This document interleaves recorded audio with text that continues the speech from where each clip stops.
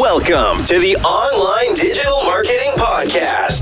We'll be discussing marketing strategies, trends, and tips that will help your business succeed in the digital age. Every episode, we'll be interviewing industry professionals and providing valuable insights on how to leverage digital tools for maximum engagement and ROI. Don't forget to subscribe so you can stay up to date on the latest trends in online marketing.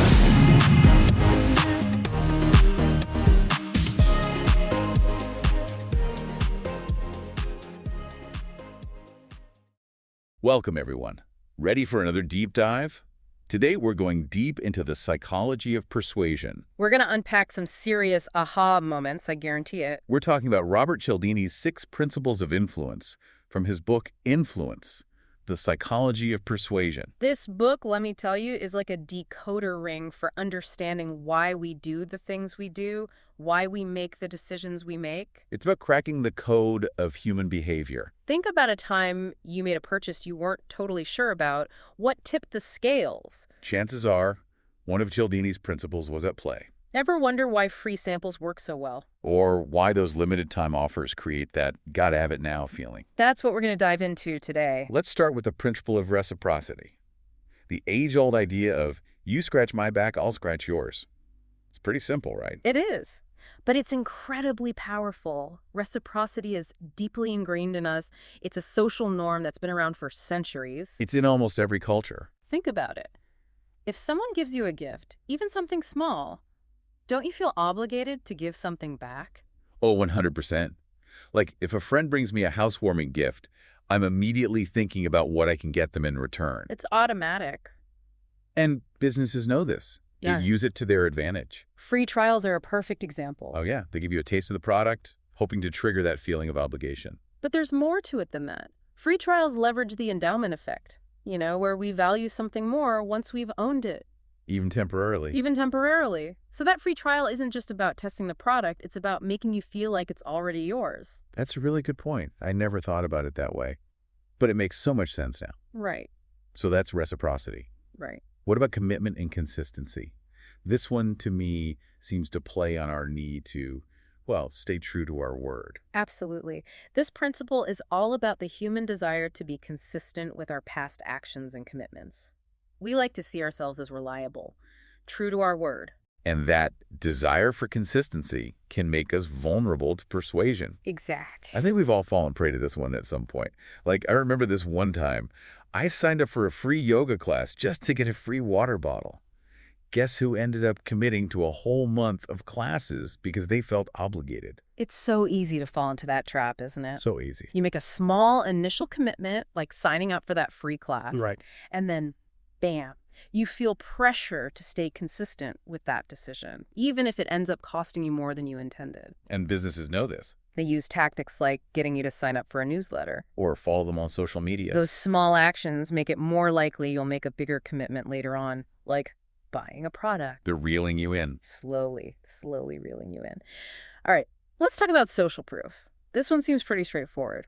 We look to others for guidance, especially when we're unsure of what to do.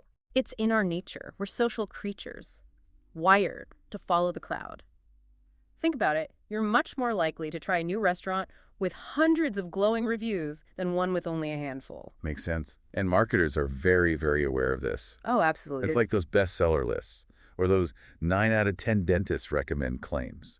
They're tapping into our herd mentality. Exactly. We assume that if something is popular, it must be good. We see others endorsing a product, gives us that sense of safety and reassurance, like saying, hey, everyone else is doing it, so it must be the right choice. I think that's why influencer marketing has become so huge. People see their favorite celebrities or online personalities using a product. And they automatically want it too. It's like a shortcut to making a decision. Mm-hmm. Okay, so we've got reciprocity, commitment and consistency, and social proof. Let's move on to authority. Now, this one's fascinating because it plays on our inherent respect for those in positions of power or expertise. Oh, it's a powerful one. I think we all have a tendency to trust authority figures. Yeah. Even if we don't consciously realize it. We do. And this principle can be incredibly effective when used ethically.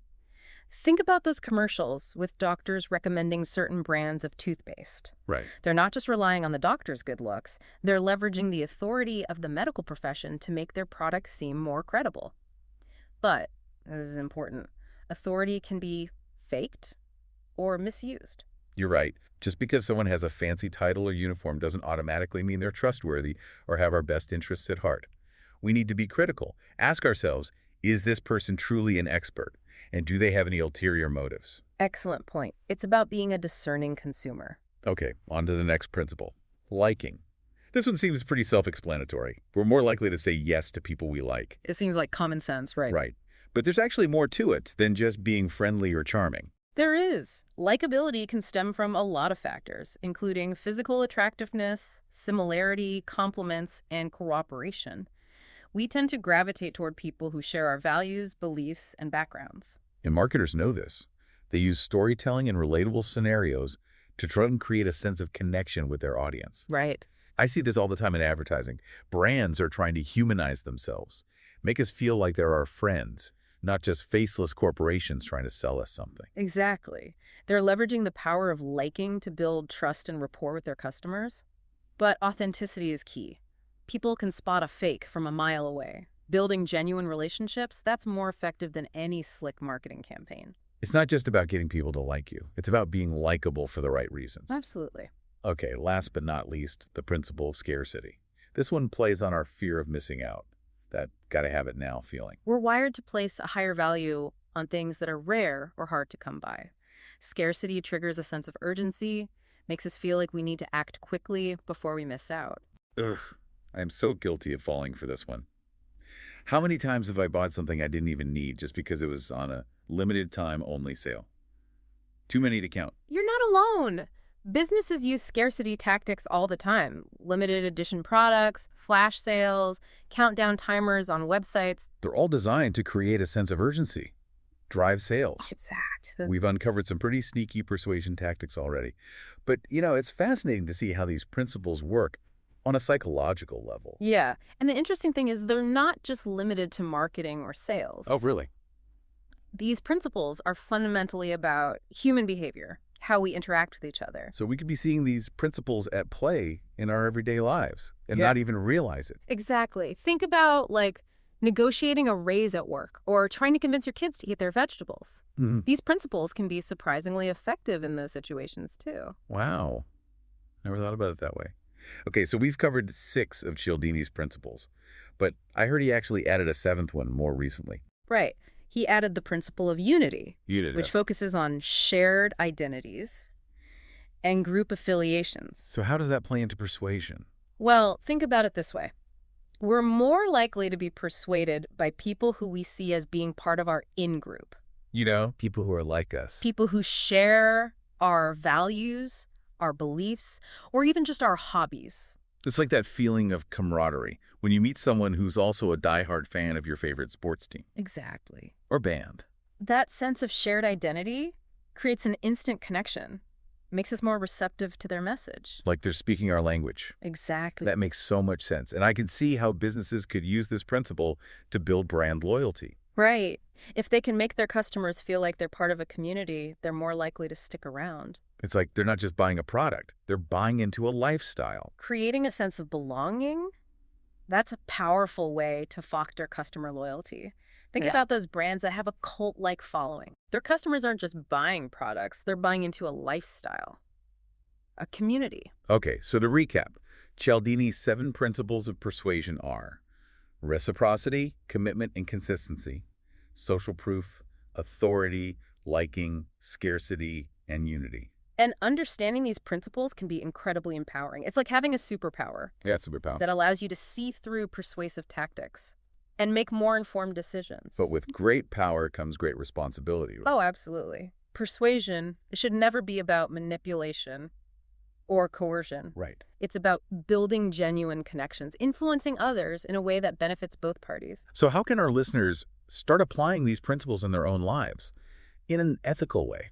Well, first and foremost, pay attention. Start noticing how these principles are being used all around you. In advertising, in the news, even in your personal interactions. It's like a whole new world opens up, doesn't And it? it really does. And once you're aware of them, you can start to use them strategically in your own communication. But always remember to be respectful and transparent. Don't try to trick people or pressure them into doing something they don't want to do. Great advice. Now, I know some of our listeners might be thinking, this all sounds a bit manipulative, but it's important to remember that these principles can be used for good as well. Right. Absolutely. Think about like social marketing campaigns that encourage people to recycle or donate to charity. Right. They often use these principles to promote positive social change. So it's not about being manipulative. It's about understanding the psychology of persuasion and using it in a way that aligns with your values. Exactly. And it's about empowering yourself to make more informed decisions when you're on the receiving end of persuasive messages. Now, I'm curious to hear from our listeners. Have you ever used any of these principles without even realizing it? Share your stories in the comments below. We'd love to hear your experiences. And in the next part of our deep dive, we'll be exploring some real-world examples of these principles in action and discussing how to avoid being manipulated by them. Back again for the final part of our deep dive into Cialdini's principles. We've covered a lot of ground, but now let's put this knowledge into practice. Time to see these principles in action out in the real world. Right. Okay, let's start with reciprocity. Think about those free samples you get at the grocery store. Uh-huh. They're not just a generous gesture, are they?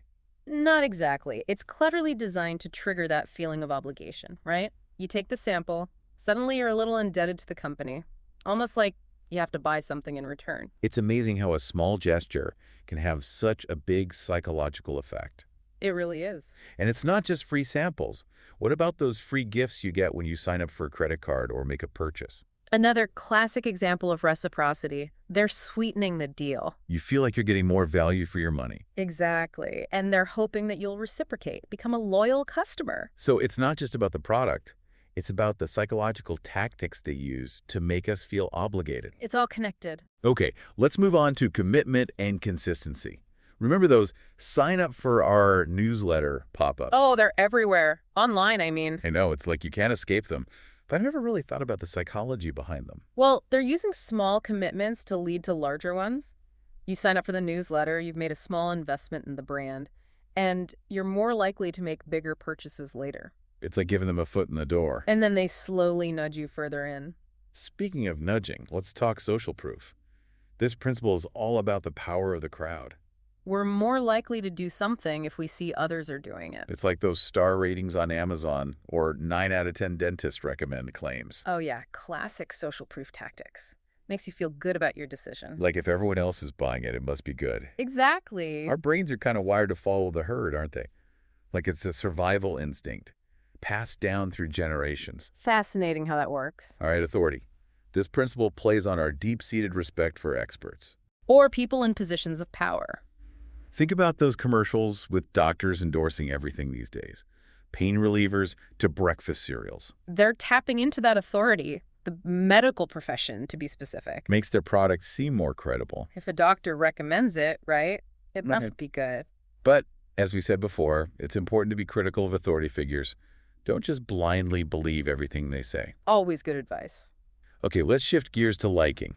This principle says we're way more persuaded by people we like. Makes sense. Yeah. It's like, think of that friend who could convince you to do almost anything. You just enjoy their company. Businesses use this all the time, too. Brands use humor or relatable stories in their marketing. Trying to be your friend. Right. Not just some faceless corporation. Building that rapport, Yeah. sense of trust. Exactly. And for the grand finale, scarcity. It taps into that fear of missing out, you know. You see a limited time offer or almost sold out, and your brain just goes, I need this now. Panic mode. Businesses know how to push those buttons. Create that urgency. Drive those sales up. Countdown timers, those only a few left in stock messages. They're not just informing us. They're persuading. So there we have it. A whirlwind tour of Cialdini's principles. In action. Fascinating to see how they're used in everyday life. From Yeah. marketing and sales to just our personal interactions. Absolutely. And remember, understanding these principles, it's empowering. Allows you to see through those persuasive tactics, make smarter decisions. You can even use these principles ethically to influence others. So the next time you see a persuasive message, take a second. Analyze it. Which principle are they using? Yeah, does this message, align with your values? Keep exploring the world of persuasion. It's fascinating. It's a field that can help you understand human behavior. Empower you to navigate the complexities of influence. Thanks for joining us on this deep dive. We hope you found it insightful. Engaging. Until next time, keep your mind sharp. And your persuasive powers in check. Ready to take your online business to the next level? Subscribe to our digital marketing podcast and then join our Accountability for Success Mastermind. With expert advice from industry leaders, you'll gain knowledge and insights that will help you succeed in today's digital marketing world. From social media strategies to search engine optimization, we have all the tools you need. Learn from successful entrepreneurs and take control of your online success. Join the Accountability for Success Mastermind now at bit.ly/AFSM podcast.